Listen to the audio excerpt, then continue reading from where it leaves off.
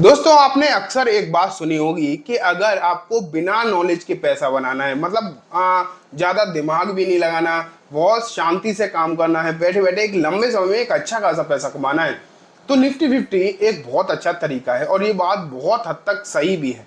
ये मान के चलिए कि जिसने आज तक की हिस्ट्री में, तो मैं आपको एक बात बता सकता हूं कि जिसने भी 10 साल भी दिए हैं निफ्टी फिफ्टी में और कंसिस्टेंटली इसमें इन्वेस्टेड रहा है, तो उसे ऐसा हुआ ही नहीं कि उसे नुकसान हुआ हो, बल्कि ये मानिए कि कई गुना तक प्रॉफिट हुआ है। आज की इस वीडियो में आपको क्लियर बताऊंगा कि आखिरकार निफ्टी फिफ्टी है क्या, किस तरीके से इसमें काम कर सकते हैं, किस तरीके से इसमें पैसा लगाना है, और अगर हम पैसा लगाते हैं तो आज तक के इतिहास में जिस तरीके के काम हुए तो किस तरीके के रिटर्न बने हैं और बनने की उम्मीद भी है। आज की इस वीडियो में कंप्लीटली बात होगी। तो चलो स्टार्ट करेंगे। मैं आपको बताना चाहूंगा दोस्तों कि सबसे पहले बात निकल कर आती है कि निफ्टी फिफ्टी क्या है। आप जानते हैं स्टॉक मार्केट, बहुत सारे लोग काम करते होंगे, बहुत सारे लोग नहीं करते होंगे। मुझे कमेंट के थ्रू बताना कि आप में से कितने लोग स्टॉक मार्केट में काम करते हैं, ठीक है। चलो जिन लोगों को नहीं पता मैं बताता हूँ। स्टॉक मार्केट में बहुत सारी कंपनी लिस्टेड है। अब उन लिस्टेड कंपनी में से जो टॉप 50 कंपनी है, लिस्टेड कंपनी की बात कर रहा हूँ, उन लिस्टेड कंपनी में से टॉप 50 जो कंपनी है वो आती है निफ्टी फिफ्टी में। निफ्टी फिफ्टी क्या होता है कि NSC, NSC national stock exchange, India में दो स्टॉक एक्सचेंजेज हैं, नेशनल स्टॉक एक्सचेंज और बॉम्बे स्टॉक एक्सचेंज। तो नेशनल स्टॉक एक्सचेंज ने टॉप 50 कंपनी का एक ग्रुप बनाया है। उस ग्रुप को बोला जाता है निफ्टी फिफ्टी। ये सिर्फ लिस्टेड कंपनी का ग्रुप है, ठीक है, जो स्टॉक मार्केट में लिस्टेड है। अब उन कंपनीज में एक पर्टिकुलर वेटेज सेट किया गया है। ऐसा नहीं कि 50 कंपनी सब बराबर है निफ्टी फिफ्टी में, नहीं।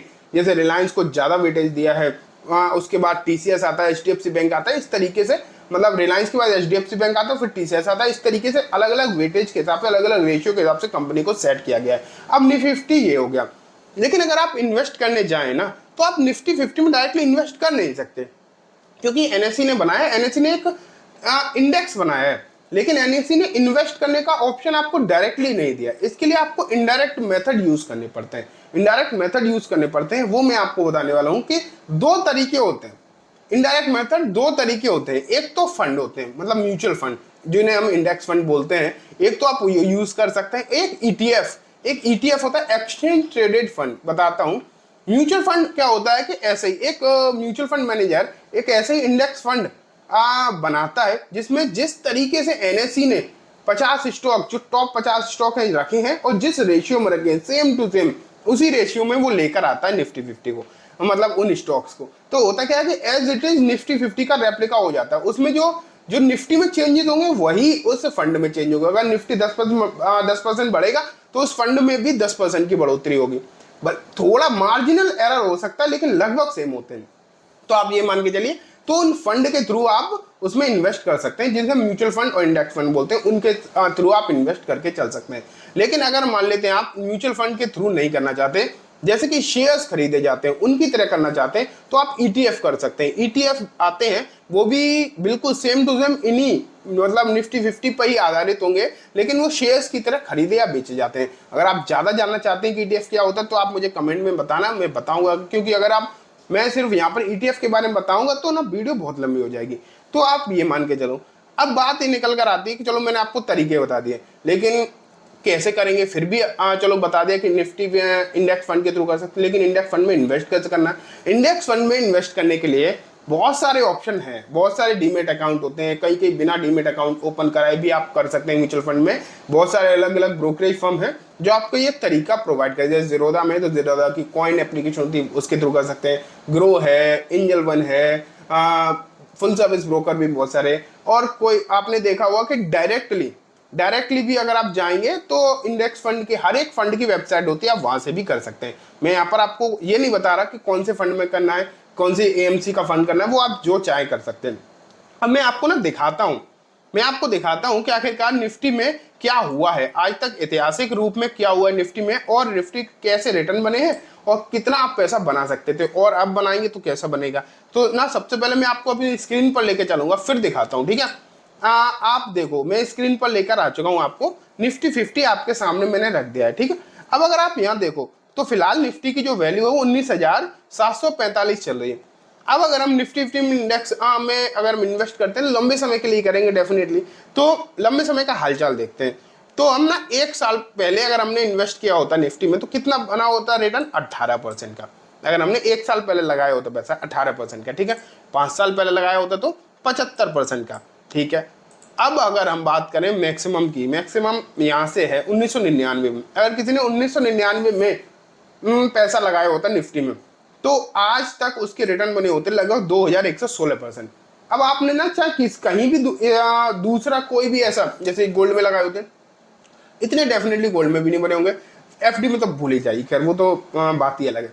लेकिन अब आप यहाँ पर एक चीज तो नोटिस कर रहे हैं कि बीच बीच में उतार चढ़ाव हुए। ये देखो यहाँ पर यहाँ से गिरा था 1-2 साल काफी गिरा और लगभग आधे तक हो गया, 50% की गिरावट हुई थी। लेकिन ये सिर्फ 1-2 साल तक हुआ। अगर जो लोग 5 साल रख के बैठ गए उन्होंने देखो फिर आ गया, कुछ साल बाद उनकी प्राइस फिर आ गई।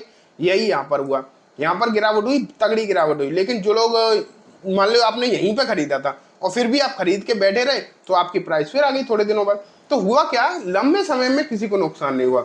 हाँ, लेकिन शॉर्ट टर्म में डेफिनेटली लोगों को नुकसान हो गया होगा। अगर किसी ने यहाँ खरीदा हो यहाँ बेच दिया हो तो नुकसान हुआ होगा, यहाँ खरीदा होगा यहाँ बेचा होगा नुकसान हुआ होगा। तो ओवरऑल इसकी डायरेक्शन है वो ऊपर की ही तरफ है, पॉजिटिव डायरेक्शन ही है, मतलब डायरेक्टली ऊपर ही जा रहा है। लेकिन बीच बीच में उतार चढ़ाव होते हैं, इसमें कोई भी डाउट नहीं है। इसीलिए तो रिस्की इंडेक्स फंड या फिर शेयर मार्केट ही तो है ये भी, तो शेयर मार्केट को इसीलिए तो थोड़ा रिस्की बोला जाता है कि शॉर्ट टर्म में उतार चढ़ाव बहुत होते हैं लेकिन लॉन्ग टर्म में पैसा बन ही जाता है।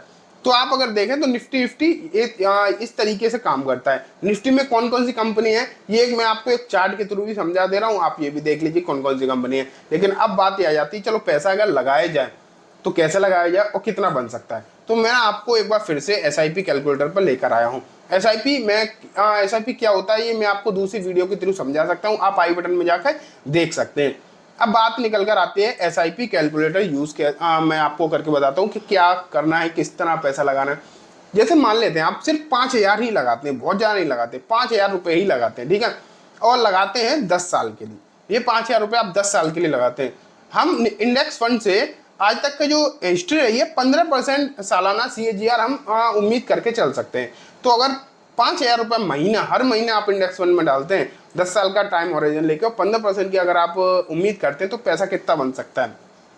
पैसा बन सकता है ओवरऑल यहाँ पर आप देखिए लगभग 14 लाख के आसपास। सिर्फ 5000 रुपये महीने से 14 लाख बन सकता है। अब ना आप इस ड्यूरेशन को बढ़ाकर देखो, फिर आपको और या फिर आप थोड़ा सा पैसा बढ़ाओ, थोड़ा सा पैसा बढ़ाता हूँ, चलो 5000 की जगह जो लोग 10,000 लगाते हैं, क्योंकि 50,000 सैलरी अगर किसी की तो 10,000 यूज कर सकता है। 10,000 रुपये अगर लगाता है 10 साल के लिए 15% के रिटर्न पर तो कितना बनेगा, लगभग बनेगा 28 लाख के आसपास। समझ पा रहे, 28, अच्छा खासा पैसा बना। लेकिन अब ना आप पैसा मत बढ़ाओ, बस टाइम बढ़ाओ, 10 की जगह 15 साल कर दो। 15 साल तक आप अगर लेके गए तो जहां 28 लाख बन रहा था वहां कितना हो गया, लगभग 68 लाख के आसपास, लगभग 68 लाख के आसपास। और अगर इसी 15 की जगह आप 20 हो गए, 20 साल तक तो इन्वेस्ट कर ही सकता ना। अगर आज कोई 30 साल का पर्सन है वो अगर इन्वेस्ट करता है तो 50 साल की उम्र तक तो करेगा ही कम से कम, मान लेते हैं। तो कितना बना, लगभग 1.5 करोड़ के आसपास, लगभग 1.5 करोड़। हाँ, इन्फ्लेशन एडजस्ट करोगे तो चीजें अलग हो सकती हैं। ये सिर्फ प्रीवियस या फिर हमने जो पैरामीटर लिए उसके आधार पर है। ये चीजें भी बदल सकते हैं, ये रिटर्न थोड़े बहुत कम भी हो सकते हैं, ये रिटर्न ज्यादा भी हो सकते हैं। तो एग्जैक्टली ऐसा हो ना हो, लेकिन इस तरीके का जो हो सकता है ये बात तय है। और आप देखें तो जैसे जैसे टाइम आप बढ़ाएंगे तो टाइम के साथ साथ रिटर्न काफी स्पीड से बढ़ते हैं। तो ये है निफ्टी 50। मैंने आपको कंप्लीटली बताने की कोशिश करी कि निफ्टी 50 क्या होता है। NSE द्वारा बनाया हुआ एक इंडेक्स है जिसमें इंडिया की टॉप 50 लिस्टेड कंपनी शामिल है। कैसे कर सकते हैं इन्वेस्टमेंट, ETF के थ्रू और इंडेक्स फंड और ETF आप मैंने आपको बताया है, तो आप देख सकते हैं मेरी वीडियो में कि क्या कैसे काम करता है, किस तरीके से करना है इन्वेस्ट, और साथ में कितना रिटर्न बन सकता है वो मैंने आपको विद कैलकुलेटर के थ्रू बताया है। उम्मीद है आपको सब कुछ अच्छे से समझ में भी आ गया होगा। दोस्तों, पैसा बनाना बहुत ज़रूरी है, इसलिए लोग इसके लिए अलग अलग उपाय तलाशते हैं और इसमें कोई भी बुराई नहीं है। तो चलिए दोस्तों, आज की इस वीडियो में बस इतना ही। उम्मीद है वीडियो पसंद आई होगी। वीडियो अच्छी लगी तो लाइक जरूर करना, चैनल को भी जरूर सब्सक्राइब करना। और हाँ, अगर आपको ये वीडियो पसंद आई है तो बगल वाली वीडियो ज़रूर पसंद आएगी, उसे ज़रूर देखना। Thank you.